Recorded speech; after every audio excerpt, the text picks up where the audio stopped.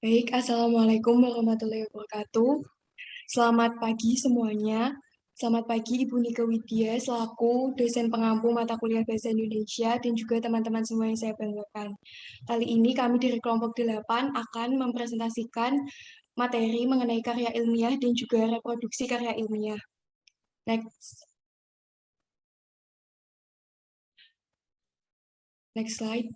Nah, pertama-tama perkenalan kami untuk memperkenalkan diri, yaitu dari kelompok 8 ada satu Intania Dinda Febrianti dengan NIM 140, 142, 1446 dari jurusan PGSD. 2 Nova Laurina Ramadhani dengan NIM 140, 142, 1476 dari jurusan PGSD. 3 Fajriyatun Rizky dengan NIM 140, 142, 1478 dari jurusan PGSD. Yang keempat, saya sendiri yaitu Farah Keisha Jasa Putri dengan NIM 140, 142, 1481 dari jurusan PGSD. 5. Adelia Putri Arianti dengan NIM 140, 142. 6. Nur Hikmah Al-Kholisah dengan NIM 140, 142, 1504 dari jurusan PGSD. 7. Revo Hendika Juang dengan NIM 811 142 1308 dari jurusan Ilmu Hukum. Dan 8. Muhammad Fadil Akil Muzaki dengan NIM 811142 1462 dari jurusan Ilmu Hukum. Next slide. Materi yang pertama yaitu karya ilmiah. Next slide. Pengertian karya ilmiah.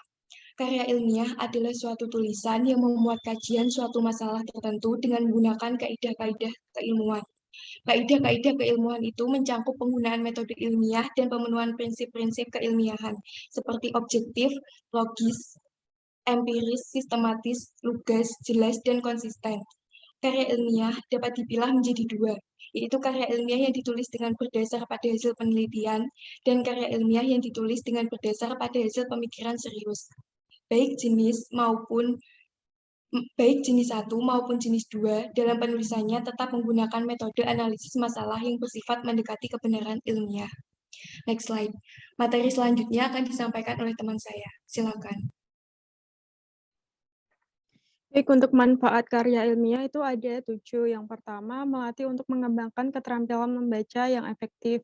Kedua, penulis melatih untuk mengintegrasikan hasil bacaan dengan gagasan sendiri. Yang ketiga, melatih untuk menggabungkan hasil bacaan dari berbagai sumber. Yang keempat, mengenalkan dengan kegiatan kepustakaan, seperti menggunakan katalog dalam mencari buku yang diperlukan. Yang kelima, meningkatkan pengorganisasian fakta atau data secara jelas dan juga sistematis. Yang keenam, memperoleh kepuasan intelektual. Dengan menulis karya ilmiah, penulis ikut menyumbang bagi perluasan cakrawala ilmu pengetahuan masyarakat. Dan ketujuh, memperluas cakrawala ilmu pengetahuan.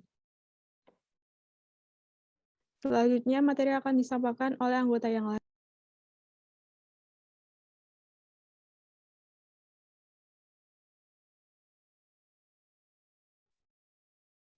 Derajat keilmiahan. Derajat 1. Frontier Science atau Primary Literature adalah sebuah karya yang merupakan gabungan dari berbagai usaha untuk mendapatkan pengetahuan baru dengan segala cara yang dapat diterima oleh manusia, seperti dengan cara eksperimen sederhana, mencoba atau memikirkan sesuatu dengan serius. Derajat 2 atau Secondary Literature. Karya pada derajat 1 yang telah dipublikasikan dan banyak diacu untuk dirujuk dalam penulisan karya ilmiah, misalnya monograf, review artikel, atau graduate textbooks. Derajat 3, tertiary literatur atau textbook science, karya yang telah menjadi textbooks dan kebenarannya seakan absolut, sehingga menjadi sejenis materi pengajaran dogmatis. Selanjutnya akan disampaikan oleh teman saya. Perbedaan karya ilmiah dan non-ilmiah. Karya ilmiah berarti tulisan yang didasari oleh pengamatan, peninjauan dalam bidang tertentu, disusun melalui metode tertentu dengan sistematika penulisan yang bersantun bahasa dan isinya dapat dipertanggungjawabkan kebenarannya atau keilmiahannya. Sedangkan karya tulis non-ilmiah adalah karya tulis atau karangan yang menyajikan fakta pribadi tentang pengetahuan dan pengalaman kehidupan sehari-hari yang bersifat subjektif, tidak didukung fakta umum, dan biasanya menggunakan gaya bahasa populer atau bahasa yang digunakan sehari-hari. Next.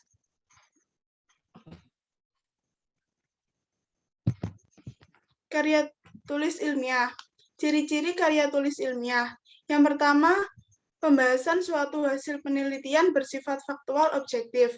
Yang kedua, bersifat metodis dan sistematis. Yang ketiga, dalam pembahasannya tulisan ilmiah menggunakan ragam bahasa ilmiah.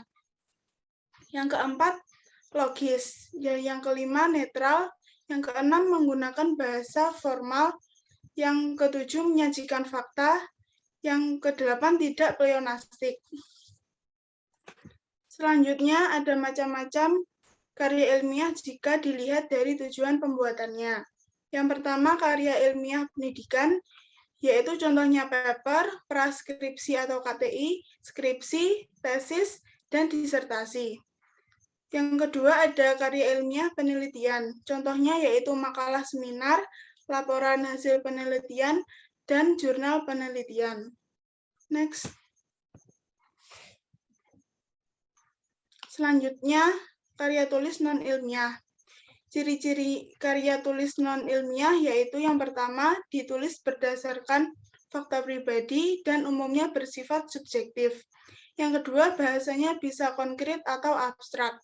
Yang ketiga, gaya bahasanya non-formal dan populer, walaupun terkadang juga ada yang menggunakan formal dan teknis. Yang keempat, isinya tidak didukung fakta umum. Yang kelima, tidak memuat hipotesis. Yang keenam, bersifat imajinatif. Yang ketujuh, situasi didramatisir. Yang kedelapan, tanpa dukungan bukti. Dan yang terakhir, penyajiannya dibarengi dengan sejarah. Kemudian selanjutnya, sifat-sifat karya non-ilmiah. Yang pertama yaitu emotif.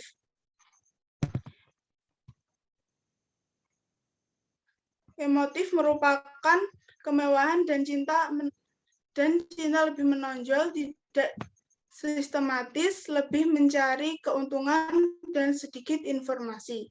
Yang kedua ada persuasif, yaitu penilaian fakta tanpa bukti, bujukan untuk meyakinkan pembaca, untuk memengaruhi sikap cara berpikir pembaca, dan cukup informatif.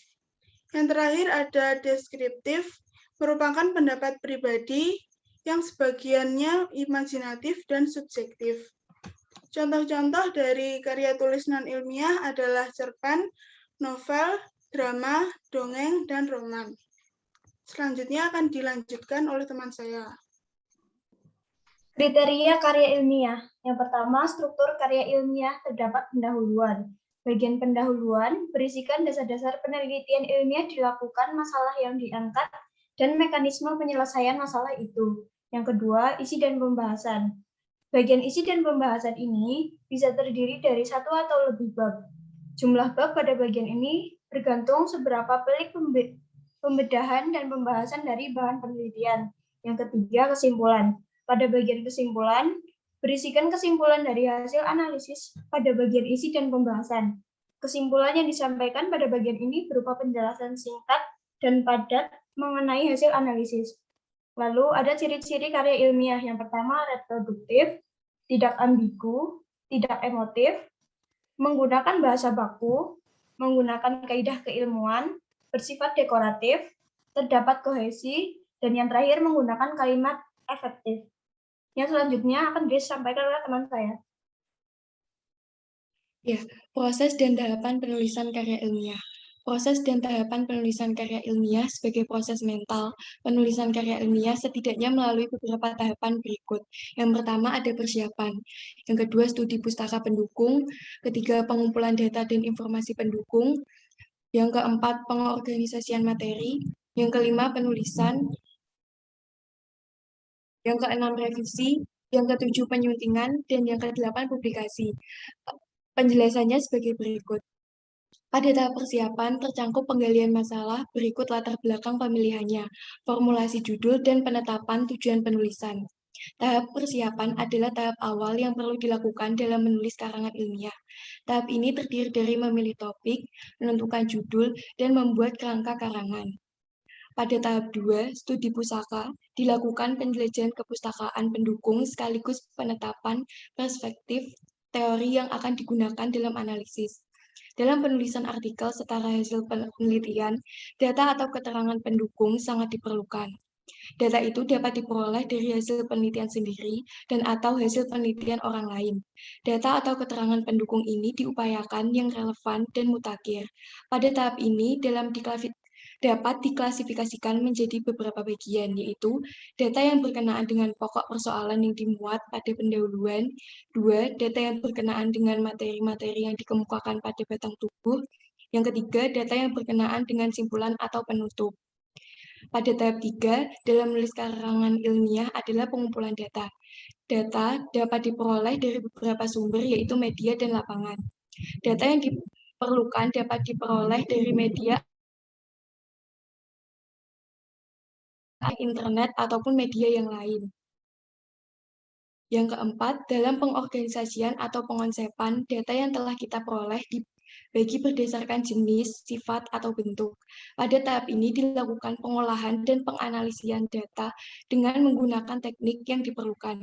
Misalnya, data yang bersifat kuantitatif dapat diolah dan dianalisis dengan menggunakan teknik atau metode statistik. Setelah data diolah dan dianalisis, kemudian dapat dilakukan pengonsepan karangan ilmiah sesuai dengan kerangka yang telah dibuat. Tahap 5 yaitu penulisan dan penyuntingan. Organisasi tulisan mengikuti struktur di atas dengan catatan bahwa sebelum pendahuluan terdapat judul makalah, nama penulis, dan abstrak, dan sesudah penutup terdapat daftar pustaka. Dan selanjutnya yaitu tahap penulisan dan penyuntingan. Penulis melakukan kegiatan penuangan hasil olah mental ke dalam bentuk tulisan. Hal yang perlu diperhatikan yaitu koherensi isi antar unsur artikel, misalnya antar masalah, perspektif teori, analisa atau solusi, dan simpulan. Yang kedua, hubungan logis baik antar unsur maupun antar alinea. Dalam tahap ini dilakukan pemeriksaan terhadap konsep yang saling bertentangan maupun yang berulang-ulang. Dalam tahap ini, penjelas yang tidak diperlukan maka akan dibuang, sedangkan penjelas baru yang akan mendukung karangan akan ditambah untuk menunjang pembahasan. Penyuntingan berlangsung bersamaan dengan penulisan, yang mencakup penyuntingan substansi dan bahasa. Berikut ini dikemukakan perbandingan antara struktur unsur artikel setara hasil penelitian dan struktur artikel hasil penelitian. Tahap terakhir dalam menyusun karangan ilmiah adalah penyajian. Dalam penyajian, karangan ilmiah haruslah diperhatikan dari segi bahasa dan bentuk penyajian. Kalimat yang digunakan dalam menulis karangan ilmiah harus sesuai dengan standar bahasa Indonesia yang baku. Sedangkan dalam bentuk penyajian perlu diperhatikan urutan unsur-unsur karangan dan ketentuan yang berlaku. Materi selanjutnya silakan. Baik, selanjutnya ada proses penulisan karya ilmiah. Dalam proses penulisan, seorang penulis bisa menggunakan pendekatan proses. Pendekatan ini yang muncul dan populer sejak tahun 1980-an didasarkan atas hasil-hasil penelitian yang dilakukan oleh Graves pada tahun 1983, Calkin pada tahun 1983 sampai 1986, dan Atwell tahun 1987 yang membuktikan bahwa pendekatan produk, yakni pendekatan pembelajaran menulis yang menekankan hasil tulisan, kurang tepat dan kurang efektif. Akhirnya, lambat laun pembelajaran menulis lebih mengarah ke pendekatan proses atau pendekatan pembelajaran menulis yang menekankan proses menulis. Next.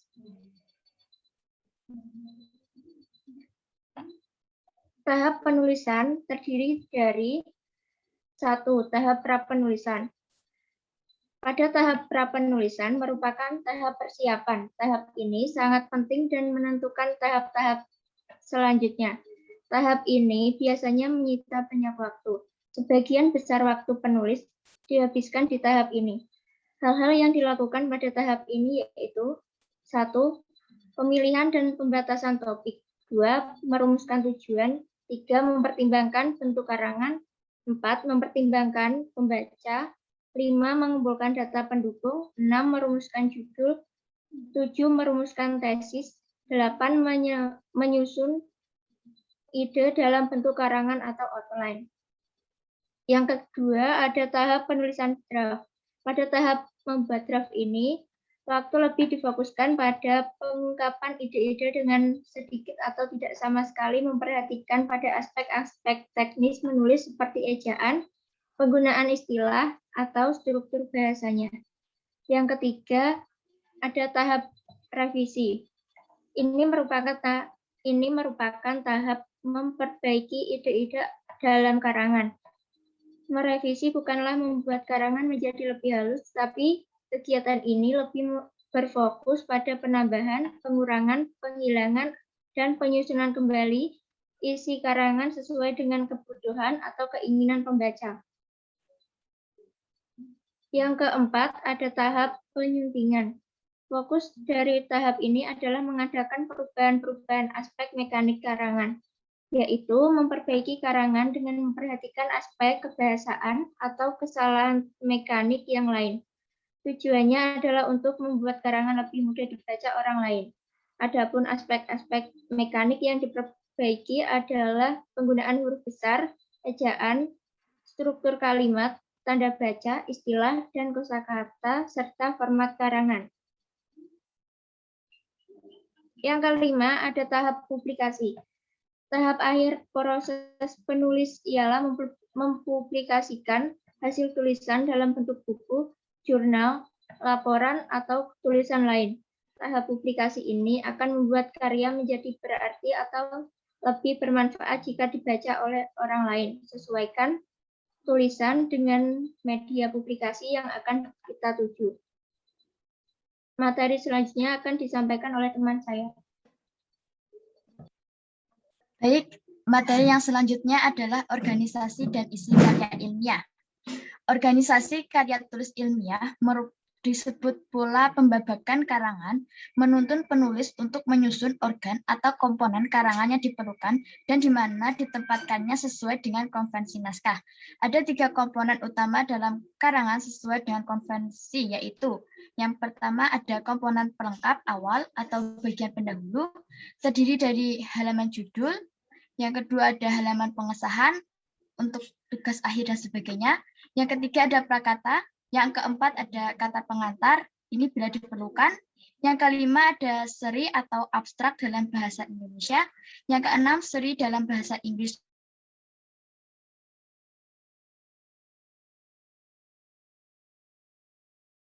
Seperti misalnya peta atau ilustrasi. Yang ke-10 ada daftar lampiran.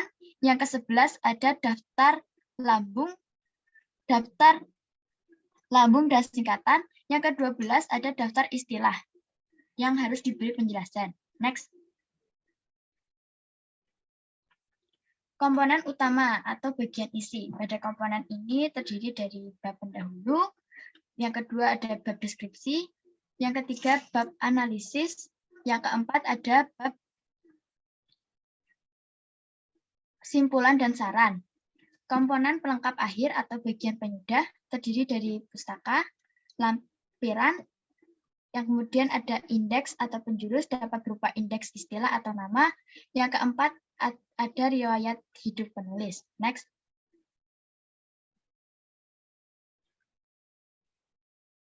Isi karya ilmiah. Isi dari karya ilmiah terdiri atas 3 bagian utama, yaitu bagian awal, bagian utama, dan bagian akhir. Bagian awal. Bagian awal terdiri dari halaman sampul depan.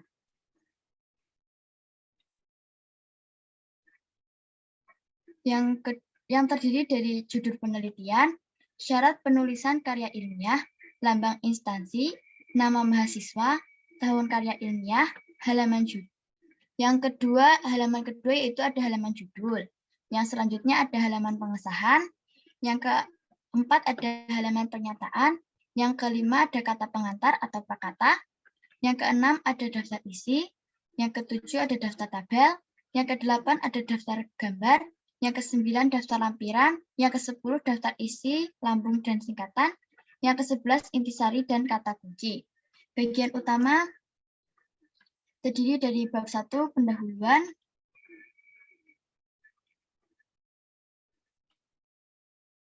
yang merupakan bab pertama yang ditulis dalam karya ilmiah yang berfungsi untuk mengantarkan pembaca untuk dapat mengetahui siapa dan apa yang diteliti, mengapa dan untuk apa diteliti, kapan diteliti, di mana dan diteliti, dan bagaimana penelitian tersebut dilakukan.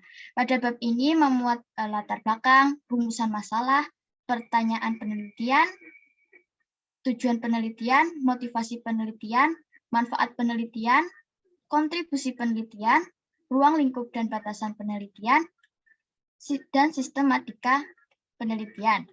Bab kedua memuat landasan teori dan tinjauan pustaka. Landasan teori sendiri merupakan acuan atau kerangka berpikir untuk memecahkan masalah. Sedangkan tinjauan pustaka itu merupakan uraian sistematis mengenai hasil penelitian terdahulu yang berkaitan dengan penelitian. Yang ketiga yaitu ada metode penelitian. Penelitian sendiri terdiri dari desain penelitian yang berfungsi untuk acuan strategi peneliti agar peneliti dapat memperoleh data dan alat penelitian yang valid sesuai dengan karakteristik dan tujuan penelitian. Yang kedua ada definisi operasional variabel yang menjelaskan tentang penegasan istilah yang dipakai dalam penelitian. Yang ketiga ada populasi dan sampel. Populasi adalah sekumpulan orang atau objek yang memiliki kesamaan dalam satu atau beberapa hal. Sampel sendiri adalah bagian kecil atau miniatur dari populasi. Yang keempat ada instrumen penelitian. Yang kelima ada teknik pengumpulan data. Yang keenam ada analisis data. Bagian ini menjelaskan teknik analisis data yang digunakan dalam penelitian dan alasan mengapa jenis analisis data tersebut digunakan dalam penelitian. Bab 4 yaitu hasil penelitian dan pembahasan. Pada bab ini menyajikan tentang deskripsi data, pengujian hipotesis, dan pembahasan atau diskusi. Bab kelima yaitu simpulan. Pada bab ini berisi tentang yang pertama yaitu simpulan, yang merupakan hasil penelitian yang dijelaskan dengan singkat, tepat, dan terkait langsung dengan rumusan masalah dan tujuan penelitian. Simpulan menjawab tujuan penelitian dan merupakan ringkasan temuan penelitian. Yang kedua ada keterbatasan yang menjelaskan tentang keterbatasan yang dihadapi oleh peneliti dalam melaksanakan penelitian. Yang ketiga ada implikasi. Dan yang terakhir ada bagian akhir. Pada bagian akhir ini memuat daftar pustaka dan lampiran. Next. Pada selanjutnya akan dibahas oleh teman saya. Selanjutnya ada sistematika penulisan karya ilmiah. Meskipun sistematika karya ilmiah berbeda-beda, untuk setiap jenisnya, pada umumnya terdapat beberapa hal yang harus ada di dalamnya. Beberapa bagian penting dalam sistematika penulisan karya ilmiah tersebut akan dijelaskan pada bagian di bawah ini. Yang pertama ada judul. Judul dalam karya ilmiah dirumuskan dalam satu frasa yang jelas dan lengkap. Judul mencerminkan hubungan antar variabel. Maksudnya judul mencerminkan dan konsistensi dengan ruang lingkup variabel-variabel yang meliputi masalah penelitian, ruang lingkup penelitian, tujuan penelitian, subjek penelitian, dan metode penelitian. Lalu selanjutnya ada pendahuluan. Dalam karya ilmiah, bagian pendahuluan mencakup latar belakang masalah, identifikasi masalah, pembatasan masalah, perumusan masalah, tujuan penelitian, dan manfaat atau kegunaan penelitian. Selain itu, dapat pula dilengkapi dengan definisi operasional dan sistematika penulisan. Berikut adalah penjelasannya. Latar belakang masalah. Latar belakang masalah berisi penjelasan dan alasan mengapa suatu hal yang dibahas dalam karya tulis ilmiah harus dibahas atau diteliti. Isinya dapat berupa penjelasan timbulnya masalah dan pentingnya untuk dibahas, baik dari segi pengembangan ilmu, situasi sosial, masyarakat, seni, dan sebagainya. Lalu ada perumusan masalah. Perumusan masalah merupakan segala sesuatu yang perlu dipecahkan oleh penulis. Latar belakang masalah belum menjabarkan secara jelas poin-poin apa saja yang akan menjadi fokus pembahasan dalam karya ilmiah. Oleh karena itu, bagian ini menjabarkan masalah-masalah utama yang ingin dibahas dalam pertanyaan seperti mengapa atau bagaimana. Lalu selanjutnya ada tujuan penulisan. Tujuan adalah hal yang ingin dicapai dalam pembahasan karya ilmiah berdasarkan masalah yang telah dirumuskan. Oleh karena itu, tujuan harus sesuai dengan rumusan masalah yang telah ditentukan. Lalu selanjutnya ada manfaat. Manfaat membicarakan kegunaan dari penulisan karya ilmiah. Misalnya untuk mengembangkan suatu bidang ilmu pengetahuan atau manfaat nyata terhadap kehidupan masyarakat. Lalu selanjutnya ada kerangka teoritis. Terkadang disebut juga sebagai kajian pustaka atau landasan teori. Bagian ini mengidentifikasi dan mengkaji berbagai teori relevan dengan hal yang dibahas dalam karya ilmiah. Kerangka teoritis diakhiri oleh hipotesis yang akan dibuktikan atau dibandingkan dalam penelitian. Selain itu, kerangka teoritis juga harus mengkaji berbagai penelitian-penelitian relevan yang telah dilakukan oleh penulis terdahulu.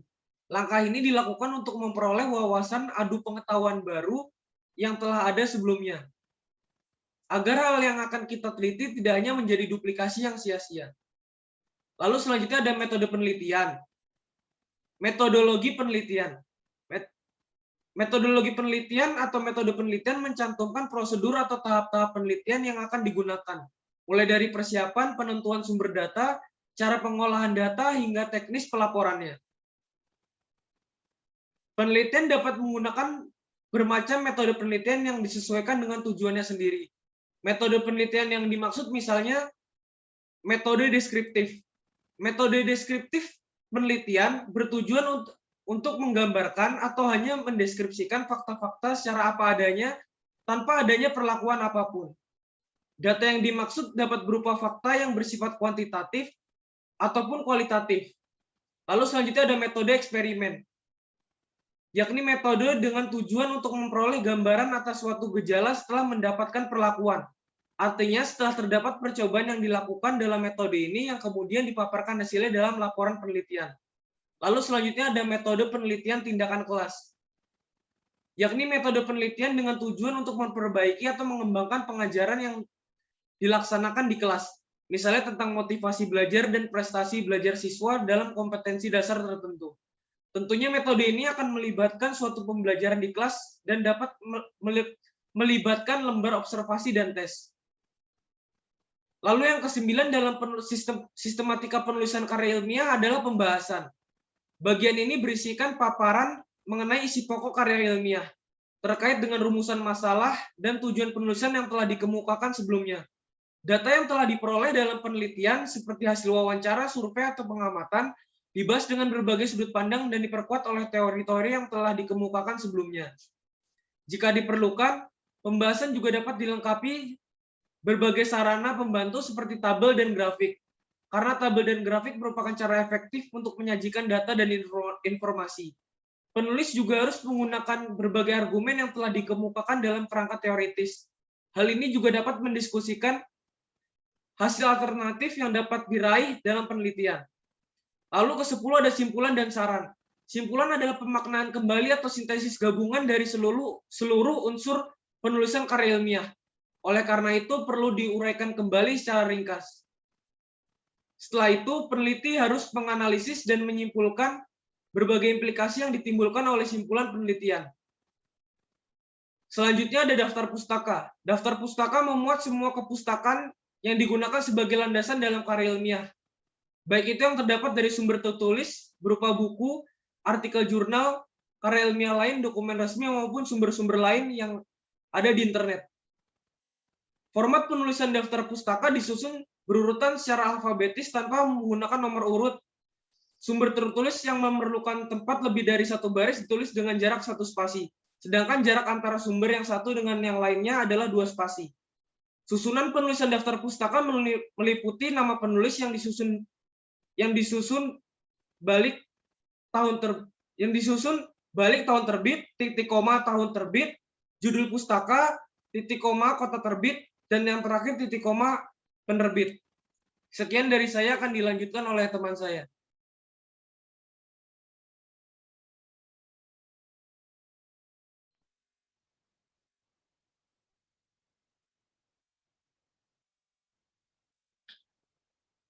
Oke, bahasa dalam karya ilmiah. Karya ilmiah merupakan jenis tulisan ilmiah yang memiliki desain atau sistematika tertentu sesuai dengan karakteristiknya itu sendiri. Salah satu karakter adalah dalam bentuk bahasa, yaitu bahasa yang sesuai dengan kaidah bahasa tulis yang baku. Penulisan karya ilmiah dipengaruhi oleh dua faktor, yaitu pertama, faktor non-teknis yang mencakup sistematika penulisan dan penalaran. Yang kedua, faktor teknis yang berkaitan dengan konten yang memperlihatkan keaslian gagasan yang didukung dengan argumentasi ilmiah. Penggunaan bahasa dalam karangan ilmiah. Ragam bahasa merupakan variasi penggunaan bahasa. Ragam bahasa dapat dibedakan berdasar pada satu, pokok pembicaraan, yang kedua, media yang digunakan, dan yang ketiga, hubungan antara komunikator dan komunikan. Next slide.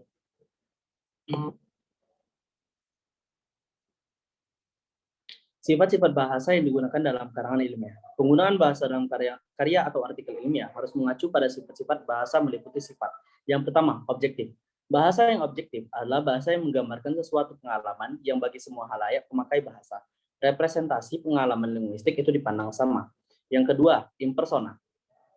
Keimpersonaan bahasa memperlihatkan ketidakterlibatan penulis artikel dalam teks artikel ilmiah yang disusunnya. Pada teks artikel ilmiah tidak digunakan bentuk pronomina saya, kami, kita, atau penulis dengan tujuan untuk menghindari paparan persona atau subjektif. Yang ketiga, teknis. Teknis maksudnya dalam konteks tulisan istilah yang digunakan berhubungan dengan istilah dalam satu disiplin ilmu. Dan yang keempat adalah praktis. Kepraktisan bahasa artikel ilmiah ditandai dengan penggunaan teks yang ekonomis dan tidak taksah atau ambigu. Sebagai contoh, kata diteliti dan digalakkan berdasarkan prinsip ini dapat digunakan sebagai pengganti mengadakan penelitian. Next slide. Syarat-syarat penggunaan bahasa dalam karya ilmiah. Yang pertama adalah ketepatan diksi atau pilihan kata. Secara morfologis, bahasa dalam karya ilmiah atau artikel ilmiah harus lengkap. Dalam hal ini, wujud setiap kata yang dipakai harus mengandung afiksasi yang lengkap. Selain itu, dalam karya ilmiah, hendaknya digunakan kata yang bermakna denotatif, adalah makna sebenarnya yang dikandung oleh sebuah kata, yaitu makna yang mengacu pada sebuah referen, atau makna yang bersifat umum dan objektif. Dan yang kedua, ada keefektifan kalimat. Bahasa dalam artikel harus mengikuti kaidah-kaidah sintaktik. Penggunaan kalimat dalam karangan ilmiah harus berupa kalimat yang efektif, yakni kalimat yang memenuhi kriteria jelas, sesuai dengan kaidah tata bahasa, tidak berbelit-belit, tidak bertentangan dengan kebenaran nalar, dan ringkas. Kalimat yang efektif disusun dalam pengungkapan gagasan secara tepat sehingga dapat dipahami secara tepat pula. Yang ketiga adalah kelogisan paragraf. Dalam kelogisan paragraf merupakan suatu kesatuan bentuk pemakaian bahasa yang mengungkapkan pikiran atau topik dan berada di bawah tataran wacana. Dalam pembentukan paragraf yang baik, terdapat 3 syarat yang harus diperhatikan, yaitu unsur kesatuan, kepaduan, dan kelengkapan. Dan yang keempat, ada definisi.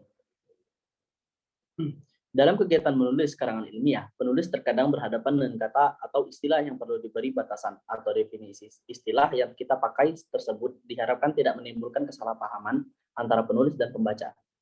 Definisi juga menjelaskan istilah juga bermanfaat untuk memperlancar penulisan karangan dan dapat pula sebagai batu loncatan untuk mengembangkan suatu gagasan atau ide pokok.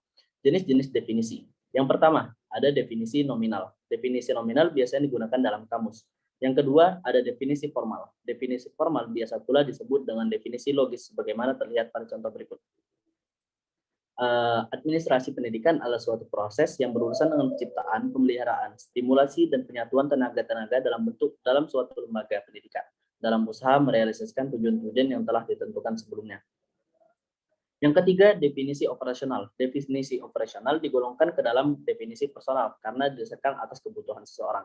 Yang keempat, ada definisi luas. Definisi luas merupakan uraian panjang lebar tentang suatu konsep yang disusun dalam satu paragraf atau lebih.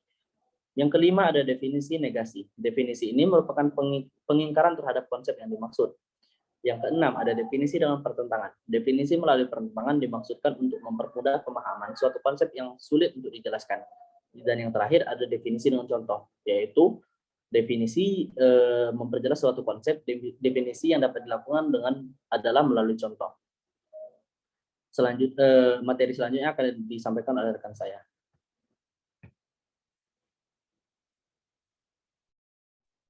Untuk teknik pengutipan berdasarkan cara mengutipnya, kutipan dibedakan menjadi 2 jenis, yaitu ada kutipan tidak langsung dan juga kutipan langsung. Kutipan tidak langsung adalah kutipan berdasarkan sumber lain namun dimodifikasi dengan bahasa si penulis, yakni pengarang. Penulis merangkai dan merangkum kalimat berdasarkan artikel atau sumber lain.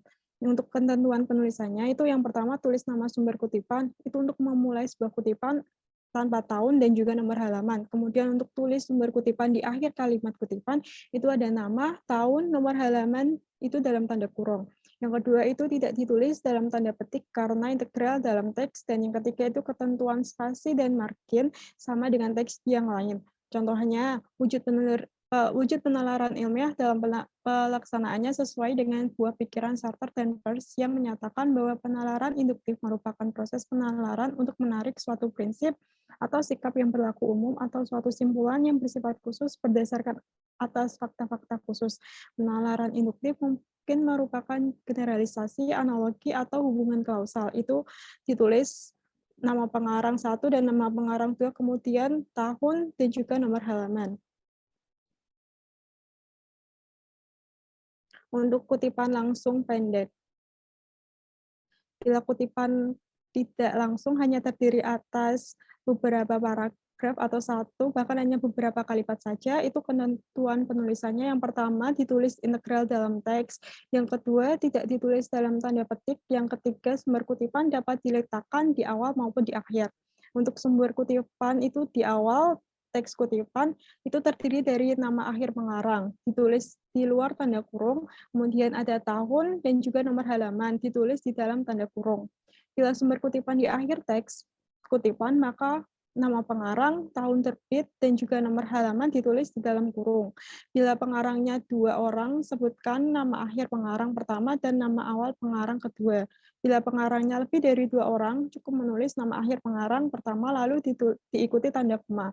Contoh, itu sumber kutipan ditulis oleh 2 orang pengarang, yakni nama orang pertama, kemudian nama orang kedua, dan juga tahun.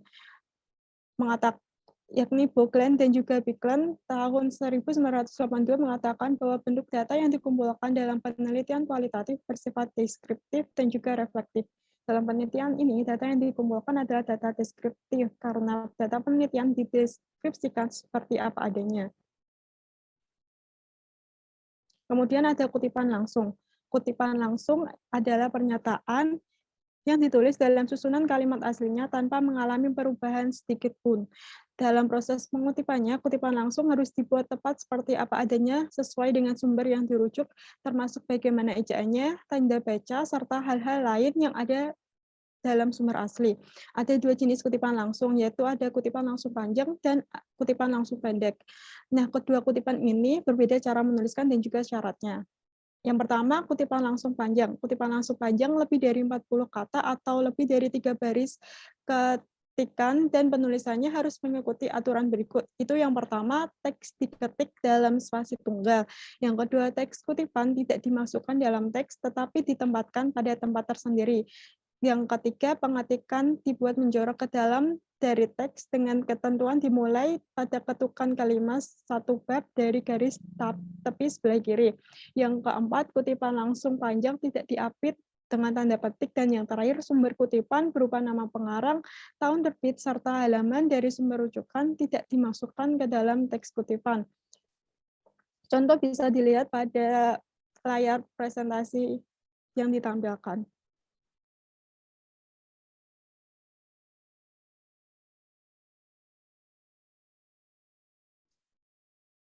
Yang kedua, yakni ada kutipan langsung pendek.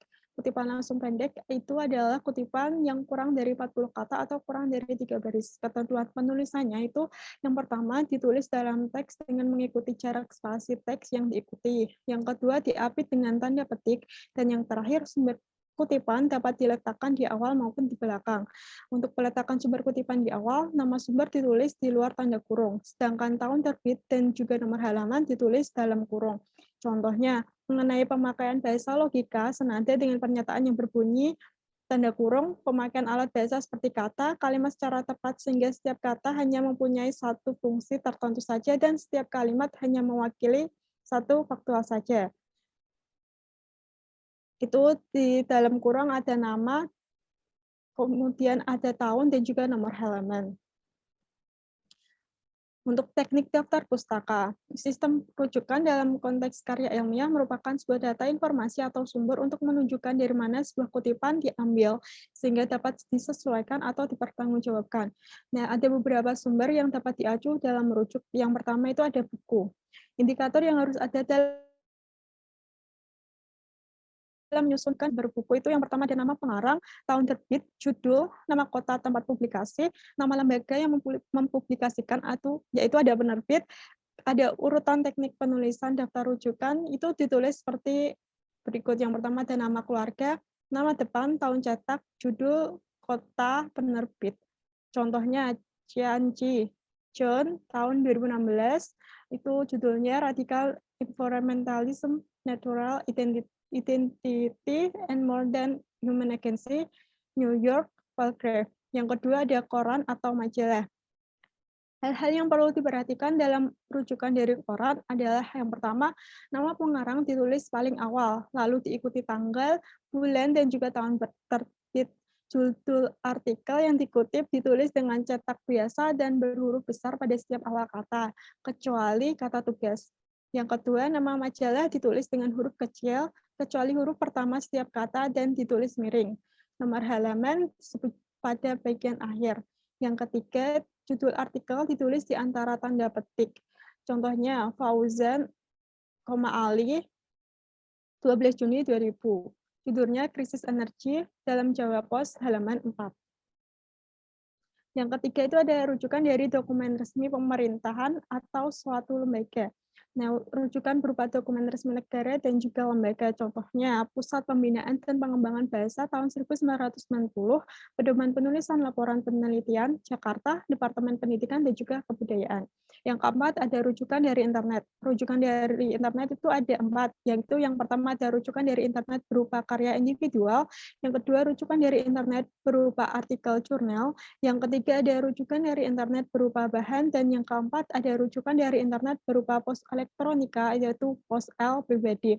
Untuk contoh bisa dilihat pada layar presentasi berikut. Untuk materi selanjutnya akan dijelaskan oleh anggota yang lain.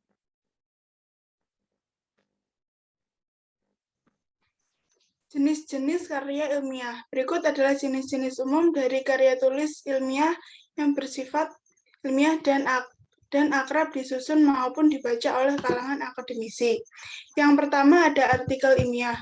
Artikel ini sendiri merupakan tulisan yang berisi tentang opini dari penulisnya yang didasarkan pada suatu peristiwa, sehingga isi dari karya tulis ini sifatnya subjektif sesuai dengan pola pikir atau pendapat dari penulis yang bersangkutan.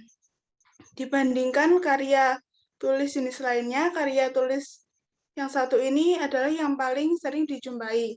Jika merujuk pada definisi dari karya tulis ilmiah, maka artikel ini memiliki pengertian sebagai artikel yang nantinya disusun ke dalam jurnal ilmiah. Isinya sendiri tetap memaparkan fakta dan data dari suatu peristiwa maupun sebuah penelitian. Strukturnya pun akan mengikuti aturan dan penulisan karya ilmiah dengan sifat ilmiah secara umum. Yang kedua ada makalah. Makalah sendiri memiliki pengertian sebagai sebuah karya tulis yang isinya mengulas mengenai data di lapangan yang sifatnya empiris.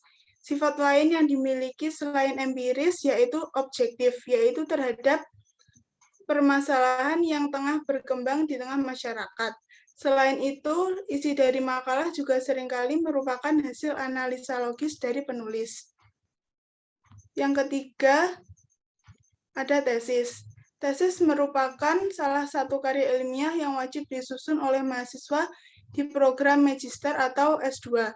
Tesis sendiri memiliki pengertian sebagai sebuah karya ilmiah yang di dalamnya menguak suatu pengetahuan baru secara empiris sekaligus teoritis. Yang keempat ada skripsi.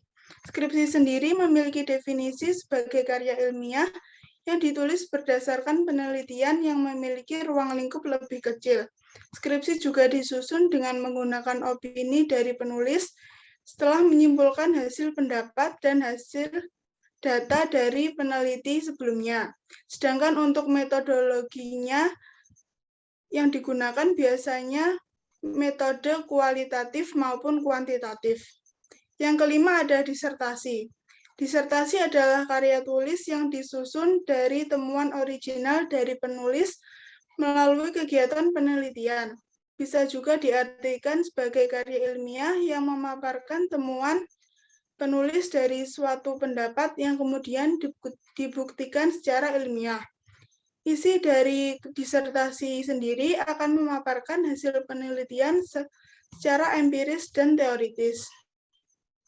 Yang keenam ada paper. Meskipun masuk karya ilmiah, namun penyusunan data dan fakta di dalamnya tidak terikat oleh bab dan subbab. Isinya pun biasanya sedikit dan hanya terdiri dari beberapa lembar saja.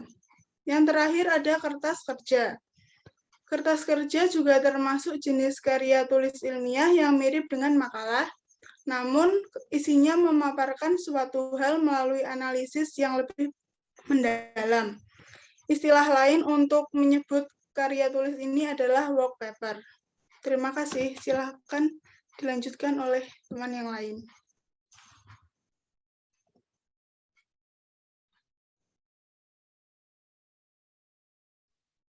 Materi selanjutnya yaitu mengenai reproduksi karya ilmiah. Akan disampaikan oleh teman saya, silakan. Pengertian reproduksi karya ilmiah. Reproduksi karya ilmiah merupakan bentuk karya ilmiah yang disusun atas dasar karya ilmiah yang telah ada. Bentuk reproduksi karya ilmiah antara lain ringkasan, ikhtisar, sinopsis, dan resensi. Istilah ringkasan, ikhtisar, dan sinopsis dalam Kamus Besar Bahasa Indonesia memiliki arti yang sama. Pengertian yang sama juga ditemukan pada American Heritage Dictionary dan Merriam-Webster Unabridged Dictionary. Namun, istilah ringkasan, ikhtisar, dan sinopsis memiliki arti yang berbeda dalam dunia tulis-menulis. Ringkasan merupakan salah satu bentuk karangan ilmiah singkat yang berasal dari karangan ilmiah yang panjang. Ringkasan dibedakan dengan ikhtisar. Bila ringkasan disajikan dengan menggunakan bahasa pengarang asli, struktur penyajian dan gaya bahasa mempertahankan yang asli. Maka ikhtisar menggunakan gaya bahasa, struktur penyajian, dan sudut pandang penulis ikhtisar. Sedangkan sinopsis merupakan ringkasan dan atau ikhtisar yang pada umumnya diterapkan untuk karya naratif, baik fiksi maupun non-fiksi. Contohnya sinopsis film, sinopsis novel, dan sinopsis drama. Adapun tujuan membuat ringkasan, ikhtisar, dan sinopsis adalah memahami dan mengetahui isi buku atau tulisan atau cerita. Materi selanjutnya akan disampaikan oleh rekan saya.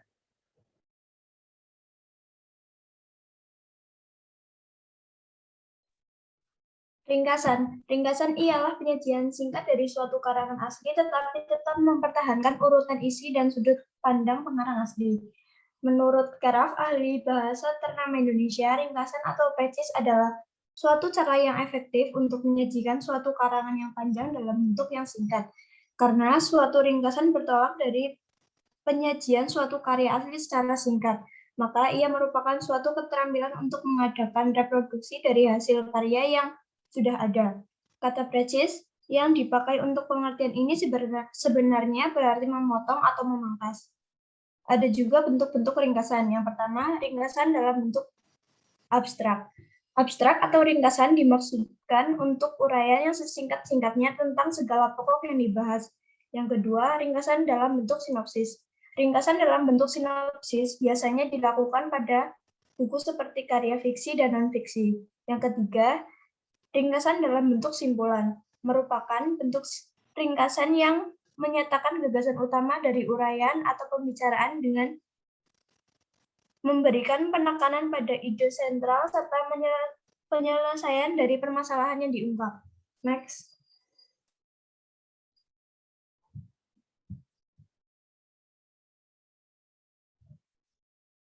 Ciri-ciri ringkasan. Yang pertama, pengungkapan kembali suatu karangan dalam bentuk yang singkat dan padat. Yang kedua, memproduksi kembali apa yang diungkapkan pengarang dalam tulisannya. Yang ketiga, mempertahankan urutan ide-ide pokok pada saat penyusunan ringkasan. Yang keempat, susunan ringkasan, sudut pandang, dan isinya mengikuti karangan asli. Yang kelima, menggunakan kalimat yang pendek dan senada dengan kalimat pengarang aslinya. Lalu ada langkah-langkah membuat ringkasan. Yang pertama,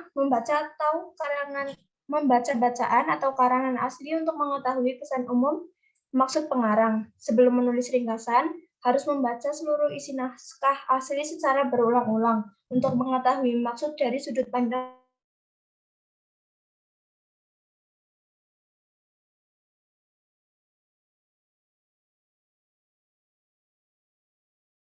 dicatat atau digarisbawahi. Yang ketiga, menyusun pokok pikiran atau gagasan pokok bacaan menjadi suatu paragraf atau lebih. Langkah selanjutnya, penulis ringkasan dapat menyusun ringkasan dari ide-ide pokok yang sudah dicatat. Yang selanjutnya dilanjutkan oleh teman saya.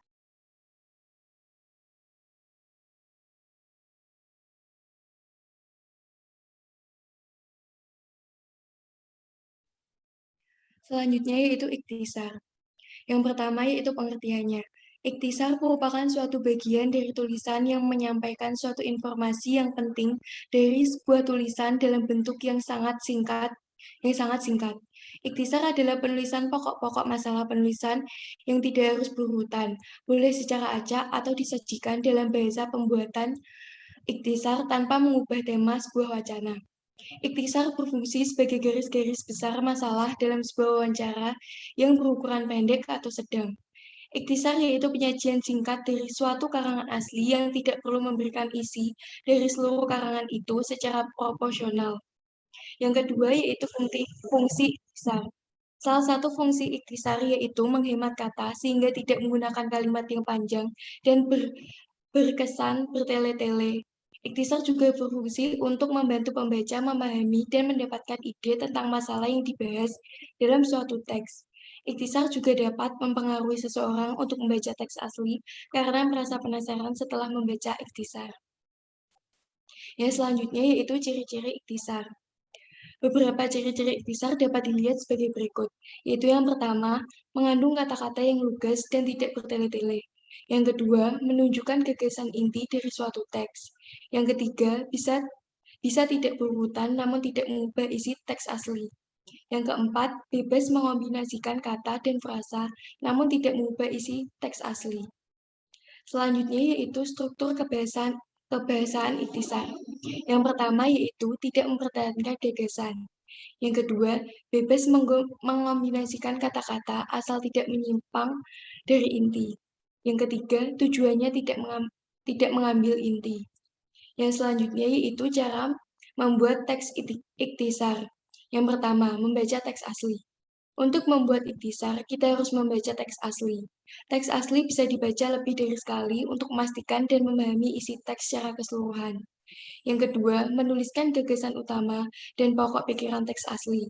Setelah membaca teks asli berkali-kali, kita harus membuat gagasan utama apa saja dan pokok pikiran apa saja yang dimuat dalam teks tersebut. Kita harus tahu pokok permasalahan apa yang ingin disampaikan oleh teks asli tersebut. Yang ketiga yaitu menulis ikhtisar. Setelah mengetahui pokok masalah yang ingin disampaikan pada teks asli, kita dapat mulai menulis ikhtisar. Ikhtisar ditulis dengan bahasa yang singkat namun lugas. Gagasan utama yang ingin disampaikan, teks harus disampaikan secara singkat tanpa mengubah maknanya. Materi selanjutnya akan disampaikan oleh teman saya. Silakan. Mohon maaf, berikut bisa dilihat contoh teks ikhtisarnya. Untuk materi selanjutnya bisa disampaikan oleh teman saya. Silakan. Baik, selanjutnya adalah sinopsis. Sinopsis merupakan ringkasan suatu karya atau gagasan atau ide yang ditulis dalam bentuk narasi. Ada dua jenis sinopsis, yakni sinopsis tulisan lengkap dan sinopsis sebagai persiapan menulis ide. Dalam sinopsis, keindahan gaya bahasa, ilustrasi, dan penjelasan-penjelasan dihilangkan, tetapi tetap mempertahankan isi dan gagasan umum pengarangnya. Sinopsis biasanya dibatasi oleh jumlah halaman, misalnya 2 atau 3 halaman, 1/5 atau 1/10 dari panjang karangan asli. Jadi dapat disimpulkan bahwa sinopsis secara objektif menceritakan isi karya. Next.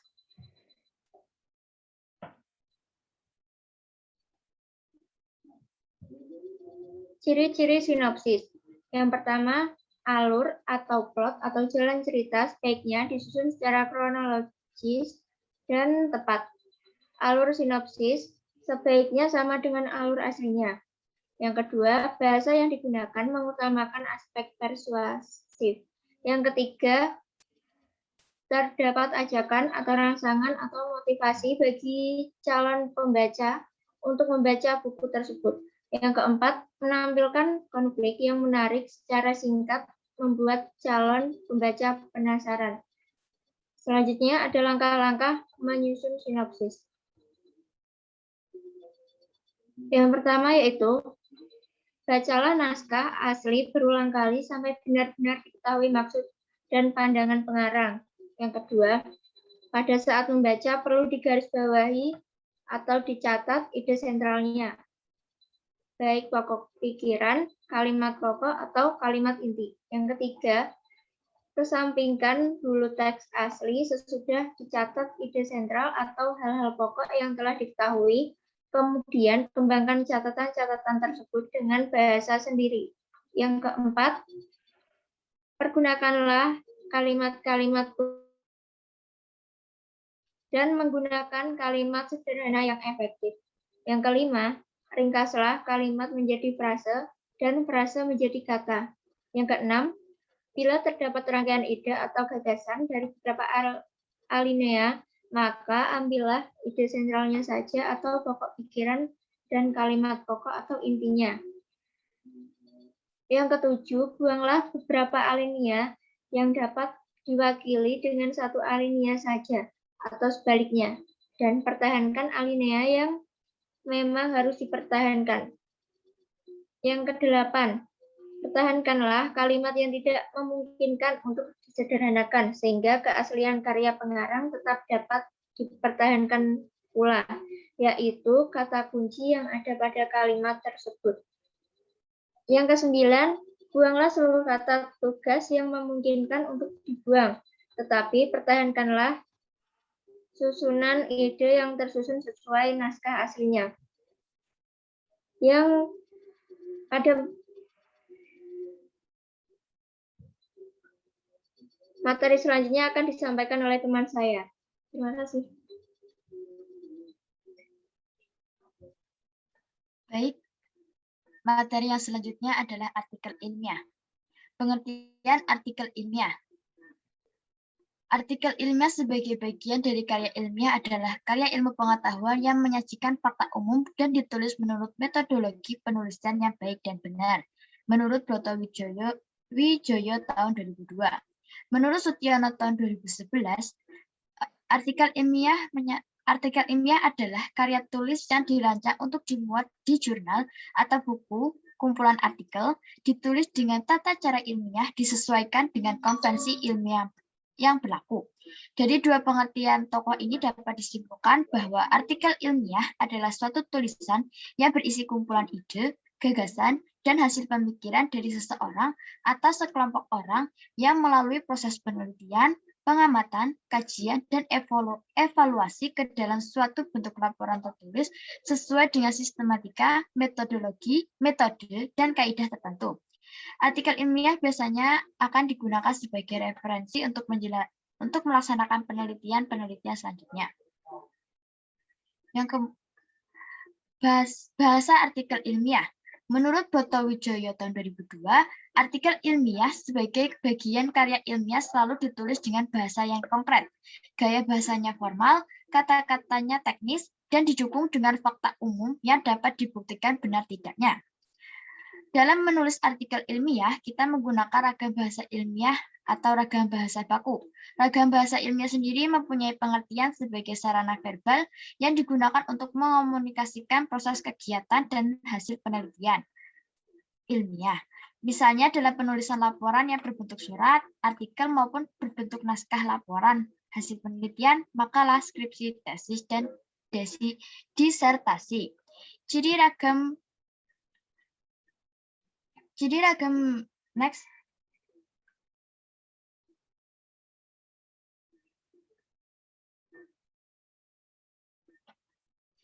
Ciri ragam bahasa ilmiah menurut HS tahun 2005 yaitu 1. Jelas struktur kalimat dan maknanya. 2. Dua, singkat.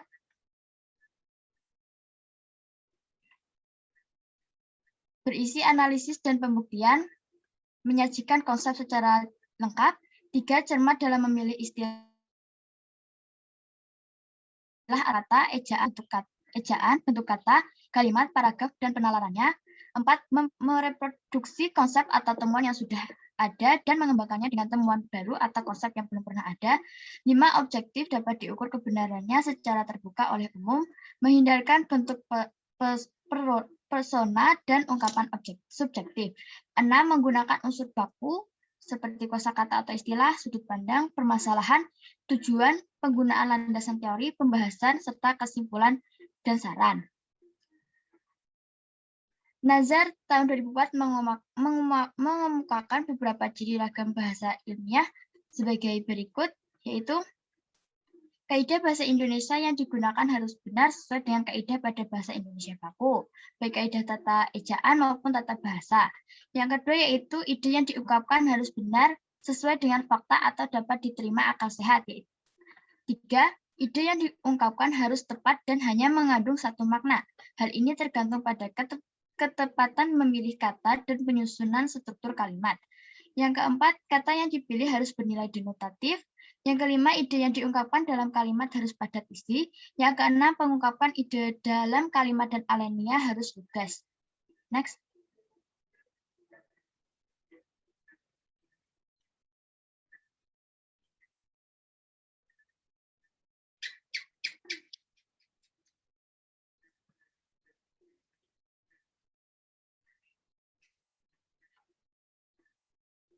Syarat artikel ilmiah. Syarat artikel ilmiah yang pertama yaitu komunikatif. Tulisan harus mudah dipahami oleh pembaca, sehingga perlu digunakan penggunaan kata yang tepat dan lugas untuk menghindari kesalahpahaman. Yang kedua yaitu bernalar. Maksudnya tulisan harus sistematis.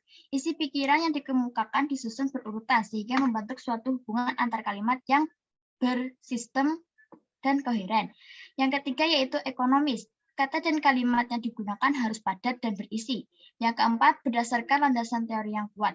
Sebelum memulai menulis, biasanya dilakukan kajian pustaka untuk mengumpulkan informasi yang relevan sesuai topik yang akan ditulis. Yang kelima, didukung data yang meyakinkan dan pustaka yang mutakhir. Yang keenam, dapat dipertanggungjawabkan. Sistematika penulisan artikel ilmiah. Menurut Sutyono tahun 2011, sistematika penulisan artikel ilmiah yaitu meliputi yang pertama judul artikel, yang kedua nama penulis, yang ketiga abstrak dan kata kunci, yang keempat pendahuluan, yang kelima metode penelitian, yang keenam hasil penelitian, yang ketujuh pembahasan, yang kedelapan kesimpulan dan saran. Next.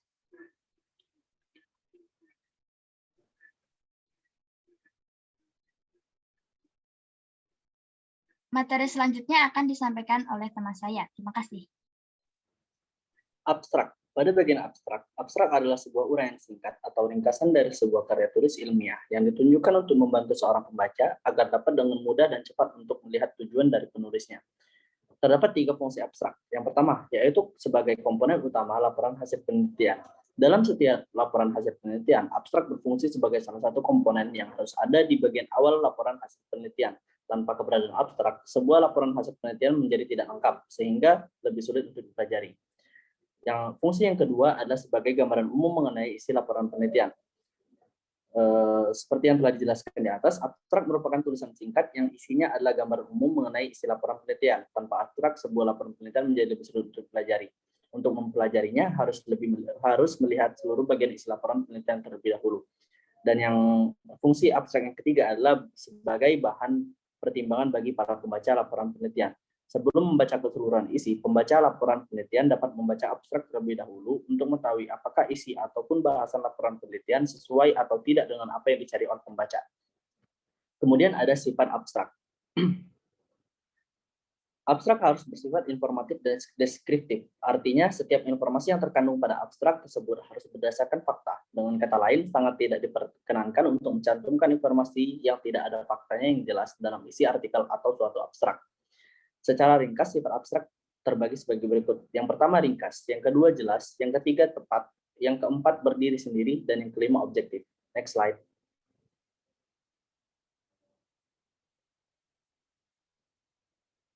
Struktur penulisan abstrak. Yang pertama, judul penelitian ditulis dengan huruf kapital. Yang kedua, subjudul penelitian. Yang ketiga, nama-nama peneliti ditulis tanpa gelar.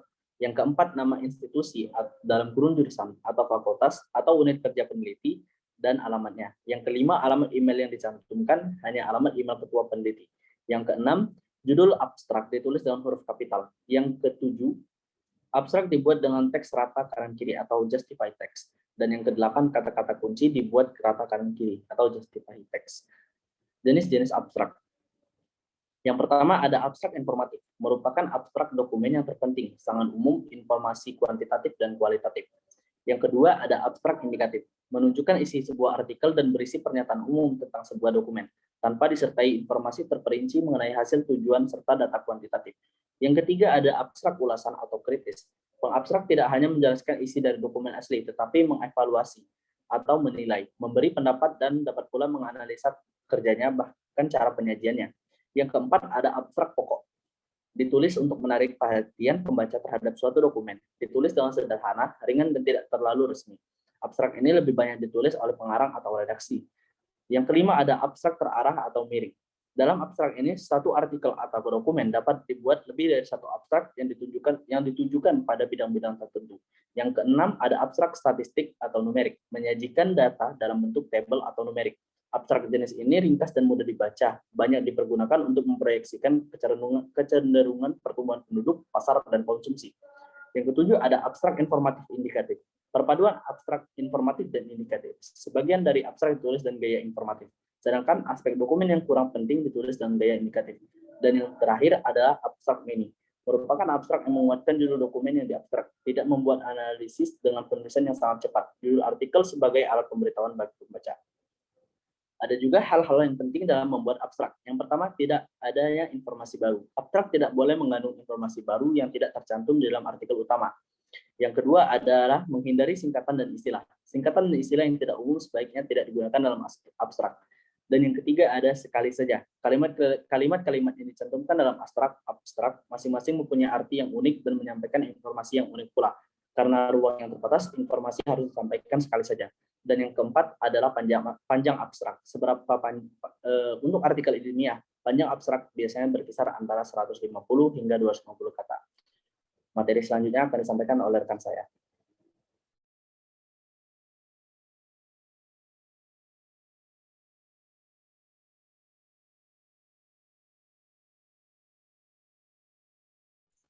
Selanjutnya ada resensi. Resensi adalah suatu penilaian terhadap sebuah karya. Karya yang dimaksud di sini bisa berupa buku dan karya seni film dan drama. Menulis resensi terdiri dari kelebihan, kekurangan, dan informasi yang diperoleh dari buku dan disampaikan kepada masyarakat. Unsur-unsur resensi ada judul, lalu menyusun data buku, isi resensi buku, dan yang terakhir penutup resensi buku. Jenis-jenis resensi ada informatif, deskriptif, dan kritis. Next slide.